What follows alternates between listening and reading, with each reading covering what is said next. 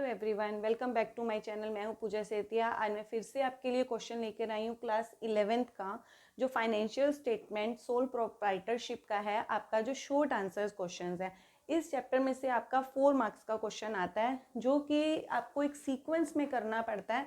अगर आप उस सीरीज़ को लर्न कर लोगे, सेट कर लोगे माइंड में, तो आपका क्लास 12th के लिए भी बहुत काम आएगा, रेशियोज़ वाले चैप्टर के लिए। अब मैं उस सीक्वेंस को आपको बताऊंगी जो मैंने लास्ट वीडियो में भी बताया था आपको। उस सीक्वेंस को देखना मैं कैसे कर रही हूँ। आपका क्वेश्चन जो जाएगा एकदम एब्सोल्युटली करेक्ट जाएगा। मैं क्वेश्चन रीड करने जा रही हूँ, स्क्रीन पर देखो।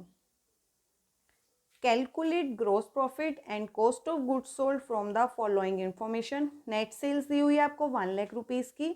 ग्रोस प्रॉफिट दिया है 33 ऑन कॉस्ट।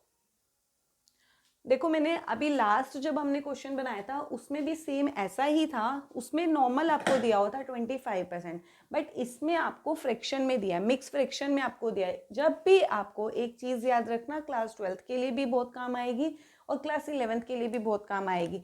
जब भी आपको ऐसे 33 1/3% दिया होता है, तो इसका मतलब आप एकदम याद रख लो, इसका मतलब क्या होता है, फ्रैक्शन में 1/3 होता है। क्या होता है? 1/3 होता है। क्यों? क्योंकि मिक्स फ्रैक्शन को पहले इम्प्रॉपर बनाना पड़ता है, फिर उसको आप क्या करोगे, कट करोगे। तो इसलिए इसको ऐसे याद भी कर सकते हो। मैं को सॉल्व भी करके दिखा देती हूँ। 33 क्या होता था, 99 + 1, जैसे 100/3 हुआ। उस परसेंटेज का भी आपको नीचे क्या लगाना पड़ेगा, 100 लगाना पड़ेगा। तो वो 100 से 100 कट के क्या बन जाएगा, 1/3 बन जाएगा। लास्ट जो वीडियो में मैंने आपको बताया था आउट ऑफ 100 से सिखाया था, आज आप आउट ऑफ 1 से सिखाऊंगे आपको। सीक्वेंस मैंने आपको बताई थी, जब भी आपको सेल्स दिया हो, ग्रॉस प्रॉफिट दिया हो, आपको क्या है, एक सीक्वेंस सीरीज में याद करनी है। कैसे बनानी है, नंबर 1, नंबर 2, नंबर 3, 3 पॉइंट्स आपको याद रखने हैं, जिससे आपका क्वेश्चन एकदम करेक्ट जाएगा। नंबर 1 में आपको क्या लिखना है, cost price, cost price. Number 2 में आपको क्या लिखना है, ग्रॉस प्रॉफिट। इन दोनों को प्लस कर देते हैं। कॉस्ट प्राइस में ग्रॉस प्रॉफिट प्लस जब हो जाता है तो वो क्या बन जाता है, आपका सेल प्राइस बन जाता है।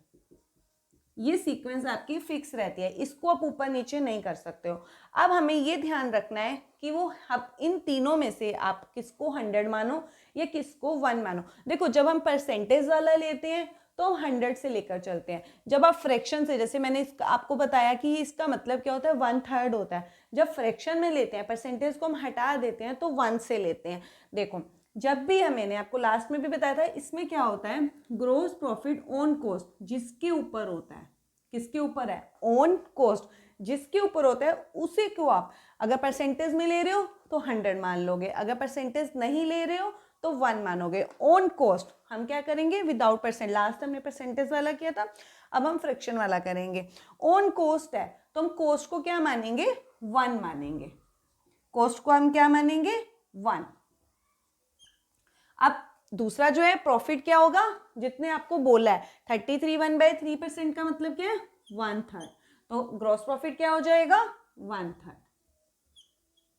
अब इन दोनों को हमें क्या करना है, प्लस करना है। इन दोनों का जो टोटल होगा वो क्या होगा, सेल प्राइस होगा। अब इन दोनों को प्लस करो, ऐसे नहीं कर सकते हो, जो बच्चे ज्यादातर मिस्टेक करते हैं। 1 + 1/3, जब भी आपको फ्रैक्शन में प्लस करना होता है तो दोनों का दोनों तरफ डिनोमिनेटर क्या होना चाहिए, सेम होना चाहिए। इधर 3 है तो इधर भी क्या होना चाहिए, 3 होना चाहिए। तभी आप ऊपर वाले नंबर को क्या कर सकते हो, प्लस कर देते हो। जब नीचे जो नंबर आप लगाओगे, ऊपर भी सेम नंबर से आपको क्या करना पड़ेगा, मल्टीप्लाई करना पड़ेगा। तो 3 × 3, 3 + 1 क्या आ जाएगा, 4/3। तो इसका जो टोटल होगा वो क्या आएगा, 4/3।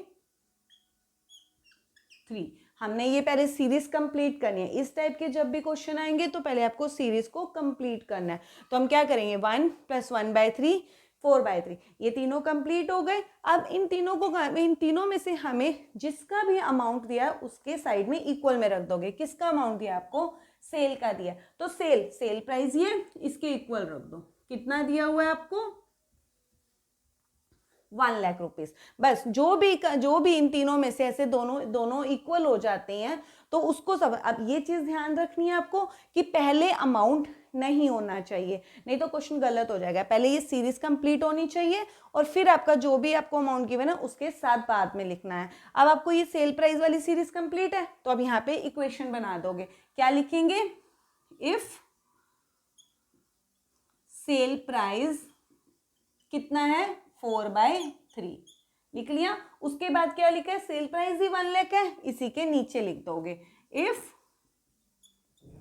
सेल प्राइस कितना है 1 लाख। अब जो भी चीज आपकी कंप्लीट है वो पहले आगे वाला ऊपर और उसके पीछे वाला नीचे लिख दिया। अब इन दोनों, हमें तो दोनों चीजें ही फाइंड करनी है, तो उसके बाद हम ये लिख देंगे then cost price. Cost price क्या है? 1 है। अब हम निकालेंगे कैसे? जब हम छोटे थे तो हम क्लास 6-7 में हमने सीखा था मैथ्स के क्वेश्चन में, जैसे हम ये करते हैं इफ सेल प्राइस इतना then cost price 1, if sale price 1 lakh then cost price क्या हो जाएगा?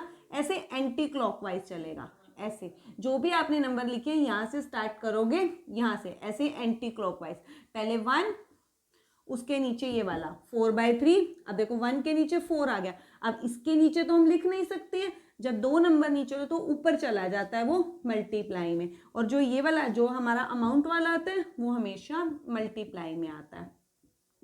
तो बस इसको कट कर दो, इसको काटो, कितना आ जाएगा 25। तो 25 × 3 कितना आ गया 75। तो हमने जो चीज़ निकाली कॉस्ट प्राइस हमने निकाली थी, तो हमारा कॉस्ट प्राइस क्या आ गया? मतलब cost of goods sold. Cost of goods sold कितना आ गया 75। वही सीक्वेंस फिर कॉस्ट प्राइस कितना आ गया 75। और हमारा नीचे क्या दिया है? इसके बाद क्या होता है? Gross profit. तो अब ग्रॉस प्रॉफिट क्या आ जाएगा? देखो इसी सीक्वेंस में कर लेती हूँ, ये सेल आ गया, ये इसके इक्वल आ गया 75। इन दोनों का जो डिफरेंस होगा, क्योंकि 75 में हम क्या प्लस करें कि 1 लाख आ जाए, तो इसमें से मैं इसको डिफरेंस करूंगी तभी तो हमारा आंसर आएगा। तो हमारा ग्रॉस प्रॉफिट का फॉर्मूला क्या बन जाएगा? Sale minus cost. तो ठीक है, 1 लाख में से 75 को माइनस कर दो, 1 लाख माइनस 75 25,000। तो ग्रॉस प्रॉफिट हमारा कितना आ गया 25,000। हमें यही दोनों चीजें निकालनी थी, कॉस्ट प्राइस 75 और ग्रॉस प्रॉफिट 25,000।